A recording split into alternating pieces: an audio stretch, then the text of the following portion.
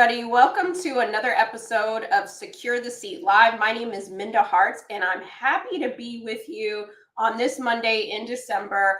As you know, I have not gone live on LinkedIn in a couple of months, and so I'm excited to have a final year conversation with someone I adore and respect as a leadership in industry, a global leader, Celeste Warren. That's why you're here, right? To hear us have a conversation about her new book and also just the future of work. I think a lot of us have experienced a lot of different things in our industries. And if we haven't directly experienced it, maybe our spouses or partners or families or friends have experienced a lot of different changes inside the workplace. And so we're going to have a conversation about it. And what I want you to do is, if you're watching primarily on LinkedIn, I want you to tag someone because we want you to invite them into the conversation. I know we have folks watching on LinkedIn, YouTube, and Facebook. And if you're not able to watch us live, we will see you on the replay. But excited, as I said, to have this conversation and excited to be in community with all of you. So drop us a note in the chat. I'll make sure that I keep an eye on that as well. But I'm going to bring up Celeste. I've known of Celeste for a very long time, but we didn't get a chance to actually start working together until I think it was maybe a year ago, not quite 2 years, at Black Enterprise. They had an event in New York City, and I had the pleasure of moderating a panel that she was on. And from there, she's been stuck with me. And so and so that's just what happens when I orbit in the world of people who I really admire and respect. You just cannot get rid of me. And so she's been a supporter of my work when she was in her former role at Merck. And so let's find out what she's been up to. And so I'm going to bring Celeste to the stage. Hi, Celeste. Hi, how are you, Minda? I'm doing well. How are you? I'm doing well. Well, congratulations on your new book, The Truth About Equity. I'll make sure to drop it in the chat so people can get it. But congratulations. It's no small feat to write any book, but a second book at that. Well, thank you. It was a labor of love, that's for sure.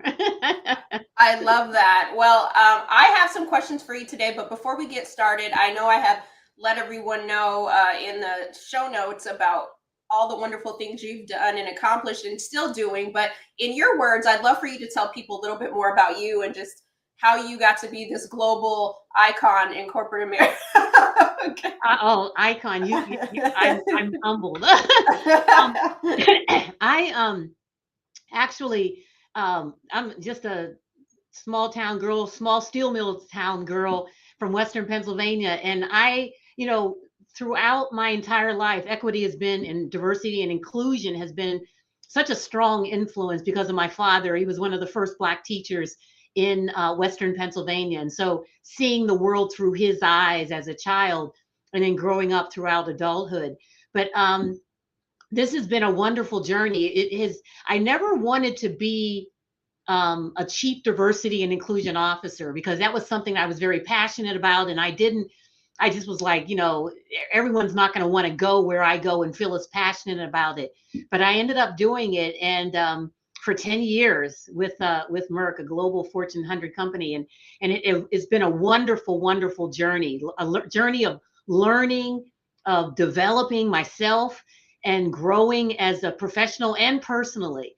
And so about 3 years ago, I was thinking, okay, well, what's next? What's in that next chapter? And I started thinking about it and really beginning to prepare, not knowing when the day was going to be, but just beginning to prepare and really make sure that I was thinking about the next chapter. And so lo and behold, 2024 came around and I began preparing my successor and really said, okay, this is the date. This is what I'm going to move forward with, and ended up announcing it in February of this year that I was going to be retiring in July. Announced my successor and begin, really the more detailed preparations while still balancing the work there. And started writing the book in 24. And said, we really needed to get this voice out there, another voice out there around what really is equity and what it isn't. What are the myths surrounding it? And Minda, it was like therapeutic for me, because I felt like for years in doing this work, decades really, in doing this work, and it felt like just over the past few years that people were just really, really trying their best to just unravel it and undo work that had been done by, so many people to make sure that this was an inclusive world that we lived in, an inclusive nation. And so I really said, okay, I need to really get this book out and start just speaking my truth, and started the consulting company. And it's just been wonderful. It's just been a wonderful journey. And the way people have accepted and embraced me has just been truly, truly liberating.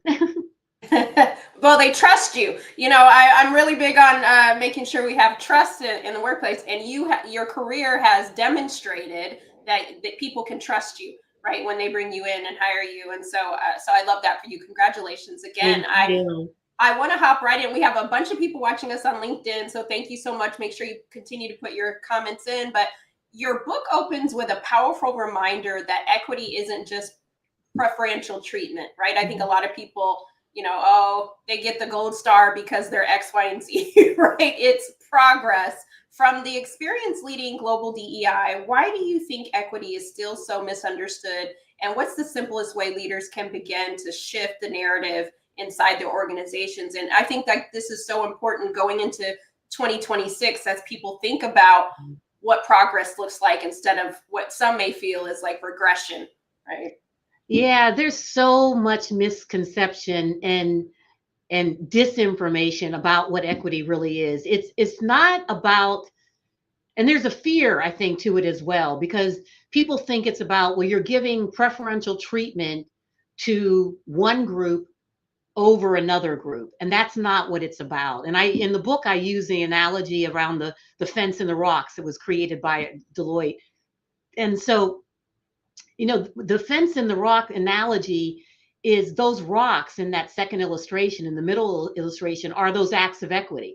And it's just basically there to give people equal access to seeing over that fence. And that fence, in my analogy, are all of the isms, the longer term issues that have come around throughout institutions, society, organizations, the racism, sexism, I call them isms, homophobia, xenophobia, all of those different things. They're going to take a longer time to try to dismantle. So we have to put those acts of equity in place. We have to do both of those at the same time. And then also talk to that individual who's still standing on one rock in both those illustrations and explain to them that fence is there. They've always been able to see over it. And then also how the isms manifest themselves to his colleagues on the right who are experiencing this, what it looks like in behaviors in the organization, how that makes them feel. And so once we've had those conversations and that sometimes challenging dialogue, then we need to get them to be active allies, not just they understand it intellectually, but they need to get in the boat, grab an oar, and row with us and help us to tear that fence down. So in that third illustration, we don't need the rocks and we all can see the beautiful mountains ahead. Even that person standing on one rock that they could see over the fence, but now with the fence gone, they can see what's below the mountains, the forest and the trees and all of the other things as well. So that's why I like to give examples around how everyone wins when we get it right. There's enough rocks to go around. Yeah. I mean, there's enough opportunities for everybody. It's not like a zero-sum game. And I love that you demonstrate what that can look like in real time, not just as a fantasy island, right? It can happen. Something else that struck me in the book is you highlight that, and you talked a little bit about it just now, but equity isn't just treating everyone the same, right? And I think people also get kind of confused about that. And it's about giving people the support they actually need. What does that look like for leaders day to day? Because I think, again, they're looking at what are the 10 things I need to do to make sure I'm not, and I think people, they get in their heads too much, and then miss out on the actual work that needs to be done, right? Absolutely. And it's not as difficult and this sort of nebulous thing that everyone kind of thinks it is. It is exactly the way you've explained it and articulated it. And every day, managers, what they can do to put equity in action is basically something as simple as, okay, I know I have a team of 10, 15 people, whatever the number may be. But in order for that team to function in an optimal way, in the best way as a team, you need to understand the individual skills, capabilities, barriers, obstacles, challenges that each of your individual team member has. And having those one-on-one discussions, because in this day and age where everyone, they're a player coach, but they're more player as opposed to the coach and the manager part. It's like I used to say, some of them think like, well, I'm an individual contributor. I just happen to lead people or manage people. And that's not the way that you need to be thinking about it. You need to optimize the level and the performance of the work that needs to be done through your people. One easy way of doing that is one-on-ones with your individual team members, understanding their skills, their capabilities, their strengths, their areas for development. And then what are some of those obstacles and barriers beyond those four things that are getting in the way of them being able to really perform at an optimal level? And I mean, really getting to know them and understanding them. And you need to do this. And you have the book that's coming out, Talk to Me Nice, about trust, trust, trust, trust. It's so critically important if you want to develop that relationship. And how you do that is through acts of equity, getting to know the person, understanding those obstacles and barriers that are getting in the way of them really being able to be their true, authentic self and be productive as a member of the team. And as you are doing that, then your team will function better and be able to carry off the mission of the organization ultimately. And a lot of managers, you wouldn't be surprised about this because you studied organizations. They don't even meet one-on-one with their team members. And some of them barely even have staff meetings. The staff meetings, instead of it being a coming together, an inclusive environment where you empower people to speak up and talk about it, because they know more about what's happening on the ground in your organization than you do. And listening to them and having debates and conversations and healthy dialogue. They don't even have that. It's not even a productive conversation. It's like one directional, telling them what to do this week. I want you to do this. I want you to do that. And these are some of the things that you need to do if you want to put equity in action. It's that's that intersection too about trust and equity. People are loving everything. They're telling us more of what they're finding too. Something that you touched on, and I hope you don't mind me kind of digging into something that you said a little bit more, but you mentioned how some leaders today or managers feel like it's not their role to be the coach, right? Mm-hmm. And I think that part of this, and I see it a lot with especially communities, well, I'll just say it, sometimes even with Black women in particular in the workplace, is maybe their manager does not give them feedback, right? Or there's some type of, where they don't talk to them unless they really have to, not because they don't like them or whatever, but because they haven't had enough experience maybe coaching and having conversations, or the conversation feels more forced. And I'm just wondering, how do we kind of bridge that gap? And I know exactly what this looks like in terms of how we can prepare people going into reviews in the new year, right? Like, so that there isn't that guilt or fear or overcorrection, because when we don't give feedback in a way that enhances trust, then people don't get the opportunity for growth, right? And I think that part of that is realizing that, yes, if Celeste is one of my favorites on the team, it's easier for me to connect with you and coach you, right? But what about for the people who I haven't yet made my favorites, which there shouldn't be any favoritism, right? Because that's erosions of trust. But maybe you could talk to those people who are having a hard time with coaching everybody, right? Not just their favorites. I'll say it that way. It's not complex.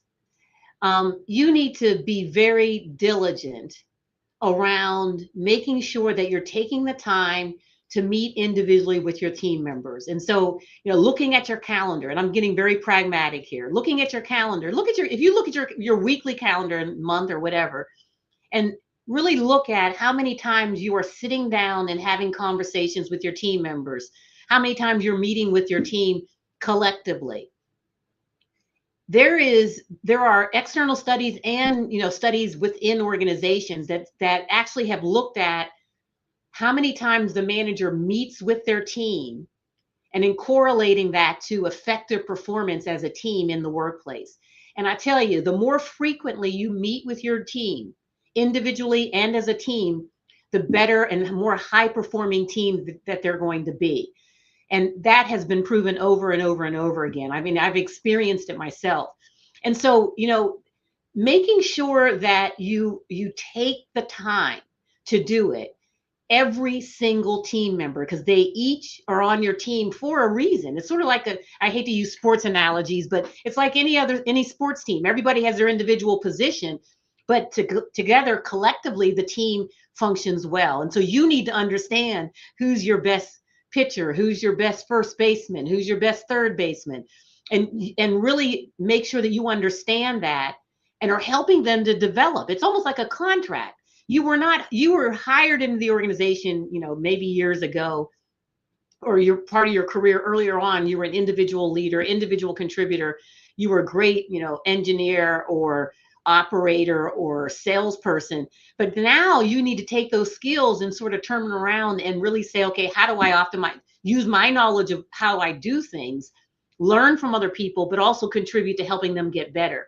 And then also from a systemic organizational standpoint, leaders need to really look at their people policies, practices, procedures, talent management, talent acquisition, talent development, and really make sure that it's an inclusive process. Performance management, as you said, Minda, make sure that it's an inclusive process that they've, and I say this very nicely, but ripped out as much of the bias as you can out of these processes. So managers, when they're doing the work, that they can do it in a way that is inclusive, that it's effective, and is going to make an impact on the organization. That's the easiest way. And managers need to understand it is not HR's job to manage and develop and lead your people. It's your job. And you need to seek their help and coaching and assistance, but it's your job. And if you don't understand that, then maybe you need to go back to being an individual contributor. And I say that kindly, but it's the truth. Amen and amen. I agree with that wholeheartedly. And you're right. I think sometimes the scapegoat is just to put it on HR, right? But there is a reason why we're in that position as well. Just like you mentioned that those teammates are on our team for a reason. We're their coach for a reason, right? So let's all play the game as best as we can, right? I love that. One of the things that I know that we cannot not talk about is the moment that we're in. And I know so many companies are stepping away from or have stepped away from DEI work.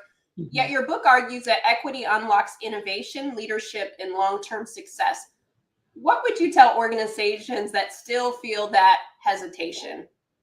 Well, the first thing I would say is what was illegal diversity, equity, and inclusion practices before January 21st are still illegal today. That's the Civil Rights Act. You can't discriminate based on race, sexual orientation, gender, etc. That the law is the law. That hasn't changed. And so organizations need to understand that. And in this day and age, equity is so critically important because you want to make sure that you're maximizing the performance of everyone in your organization, which contributes to the optimization of your organization successfully. If you're able to take an individual, understand what they do well, what they don't do well, blow out all the obstacles that are in their way and the barriers that are in the way by talking to them and asking them what's getting in the way, helping them to succeed. That's basic manager and leadership 101. That's how you go from being a good manager to a great manager, from a good leader to a great leader. And that's the importance of it. Understanding that you have to do different things for different people to optimize their level of performance, because we're not robots. We're individual people. Our identities are very we're a lot of different things. I'm not just a woman. I'm a Black woman. I'm a mom. I'm a former executive. I'm an entrepreneur. I'm, all of these different things wrapped into and embodied into one person. And so in the workplace, you need to understand that. And there's so much creativity and innovation and ideation that comes from individuals that you just have to unlock it and empower them to be able to do what they need to do in the organization. I have seen it so many times, Minda, where someone is sitting in a corner somewhere, no one's paying any attention to them. They're just doing their work. They're leaving and going home at the end of the day. Nobody has just looked into that person and said, what is that untapped potential? What is it that we're not reaching with that individual? And when we do that, oh my gosh, the opportunities, and what do they call it? They call it you think about a trajectory that an organization goes through, and they lose that extra effort from individuals, where instead of the trajectory going here, it could be going here, because you don't have that extra effort that people want to put in, but nobody's sort of unleashed it from them.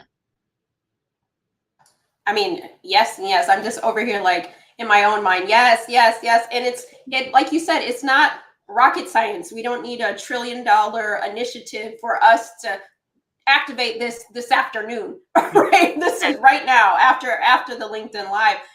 I know you teased some out, but I'm curious for those who definitely need the step by step. Of course, they're going to get your book, but what are, like, I know you talk about the acts of equity. What are a couple that people could do in this case to start implementing?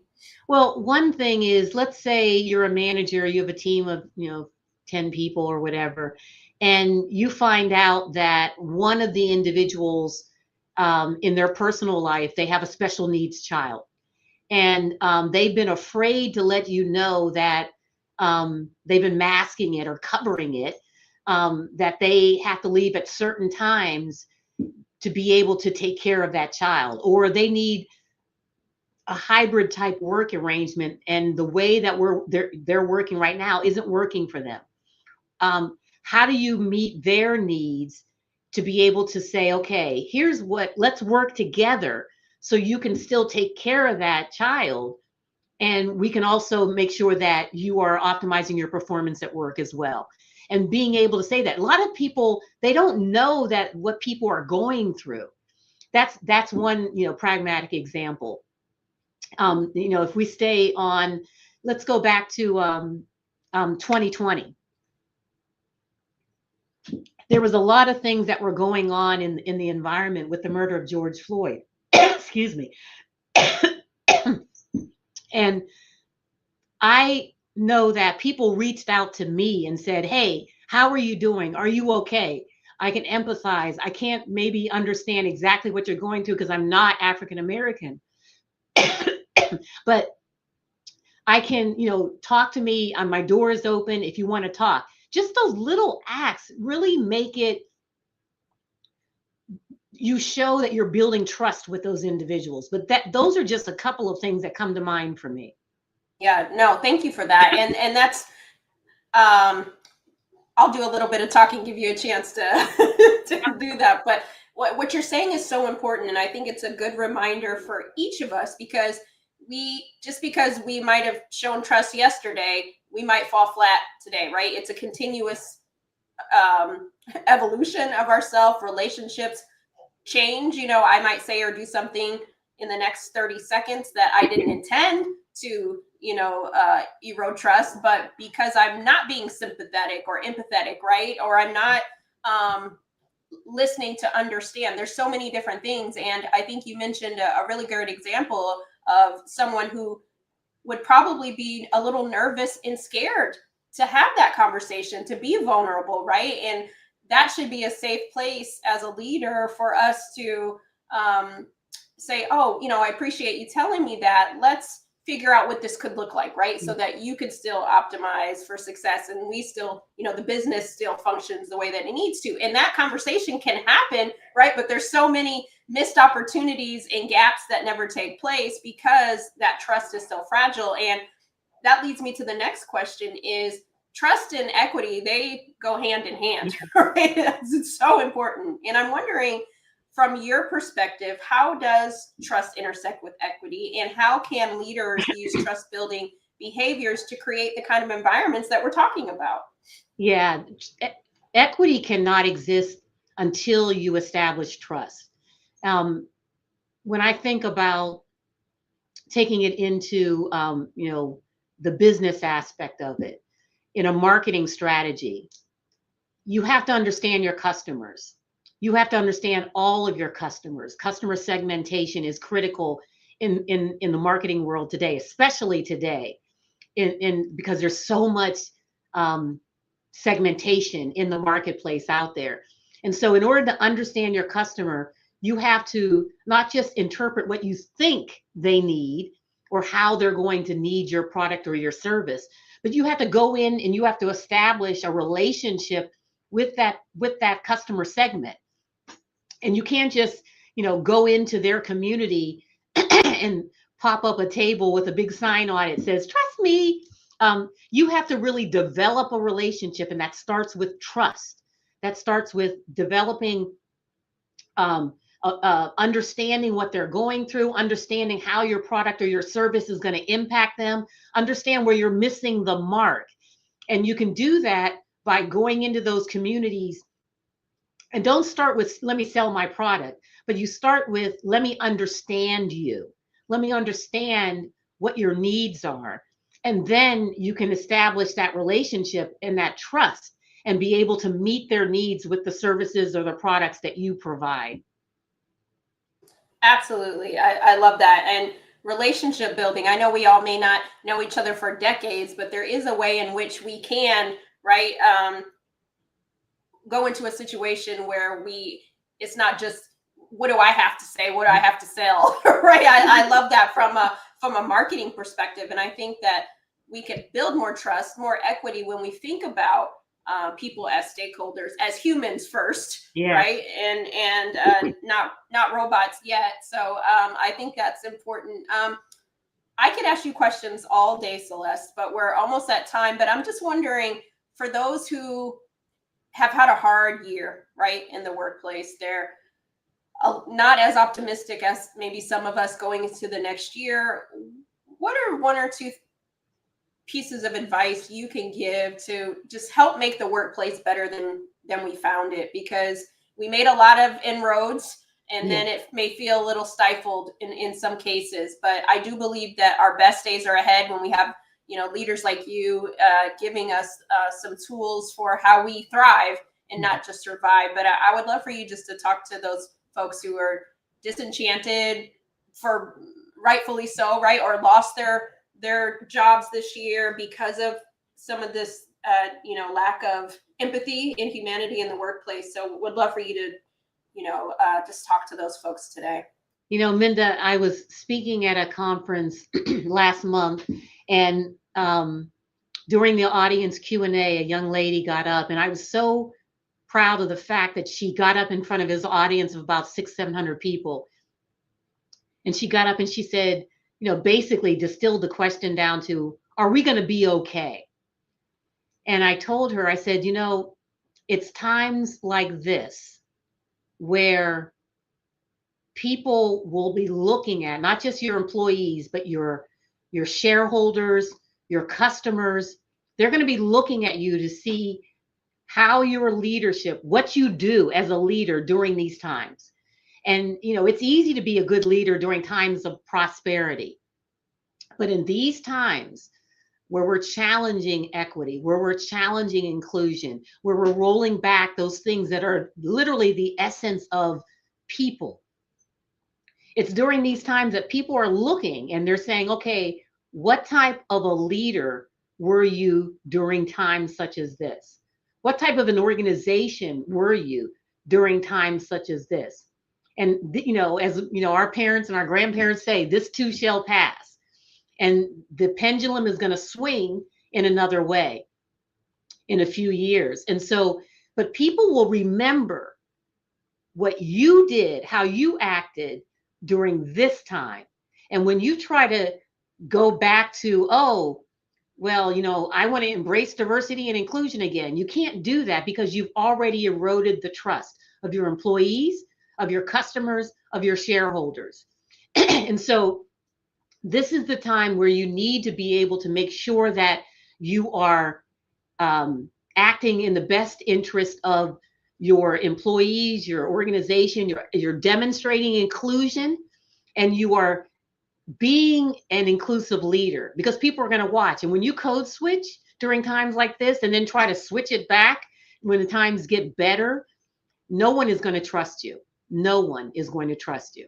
So times will, history has told us that when there's been a time of social activism and a rise in social activism, as we saw in 2020, the pendulum swings back years later to a time of conservatism.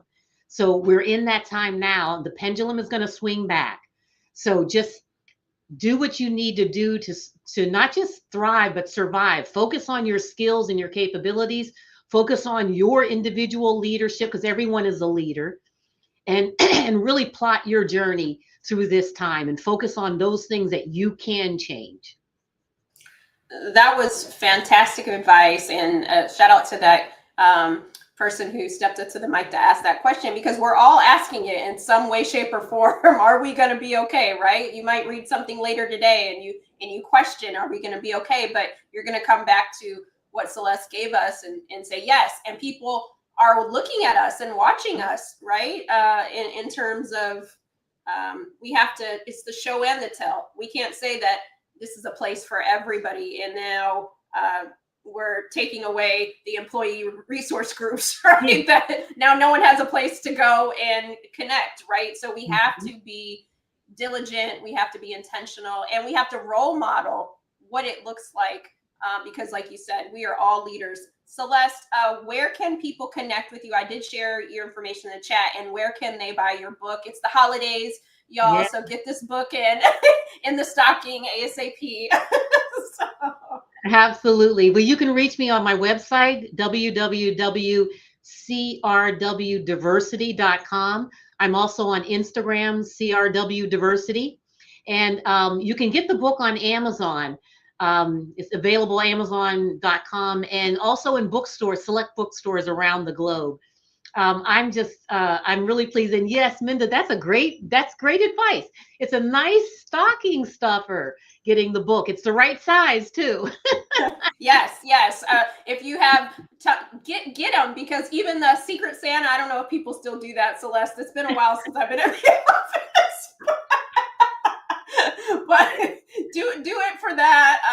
And I just appreciate your leadership over these years, but also as we move forward, because as I said at the top of the hour, I do feel like our best days are still to come, but it's what we do now, right? And the work that we put in now, future generations get to benefit from our courage, get to benefit from our leadership. And so it's so important that we don't stop running this race right now. And so, Celeste, thank you for always saying yes. And it's a great book, and I'm gonna reread it, because we all need to do it, right? This isn't just a problem over there. Each and every one of us has the opportunity to directly impact our workplaces and the people around us. But I'll give you any final thoughts if you want to just say anything before we close out. I just want to say, Minda, thank you so much for the opportunity to talk with you. And it's always fun having a conversation with you since we met a couple of years ago. And also, a plug for your book too that's coming out. Talk to me nice. It's going to be a good one, and I can't wait to read it too. I'll have to send you a copy, but yes. It's trust and equity, they go hand in hand. And you said it a few times. One of the trust languages in my book is demonstration. And we have to demonstrate what good looks like, right? We can't just say it. people have to be able to feel it and see it and experience it too. So, thank you for all that you do. Make sure you get both of our books, and have a great rest of the year, and we'll see you next time. Keep securing your seat. Thank you.